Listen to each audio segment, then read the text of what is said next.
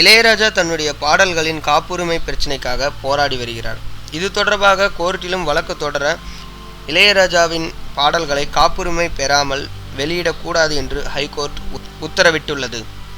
கடந்த வருடம் அமெரிக்காவில் இளையராஜாவின் இசை கச்சேரி நடந்தது. இதற்கு முன்வரை இளையராஜா நடத்தும் கச்சேரிகளில் பாட எஸ்பி பாலசுப்ரமணியம் ரூபாய் 7 லட்சம் சம்பளம் வாங்கி கொண்டிருந்ததாக தெரிகிறது. ஆனால் அமெரிக்கா கச்சேரிகளில் பாட எஸ்பி பாலசுப்ரமணியத்திற்கு ரூபாய் 20 லட்சம் கேட்க இளையராஜா கொடுக்க மறுத்துள்ளார்.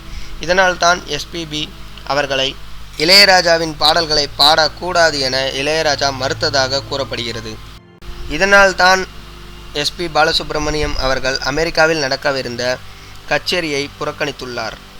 இப்பொழுது அமெரிக்காவில் எஸ்பி பாலசுப்ரமணியம் கச்சேரி நடத்தி கொண்டிருக்கும் நேரத்தில் இளையராஜா தான் இசையமைத்த பாடல்களை பாடக்கூடாது என வக்கீல் நோட்டீஸ் அனுப்பியுள்ளார் இளையராஜா.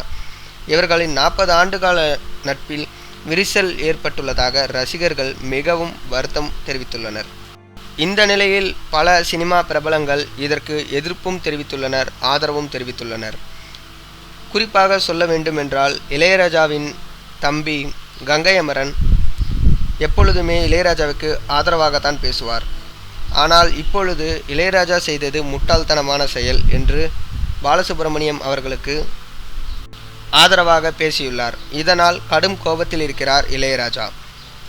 மேலும் இது மாதிரி நியூஸ் தெரிஞ்சுக்கணுன்னா கீழே உள்ள சப்ஸ்கிரைப் பட்டனை மறக்காமல் அழுத்துங்க.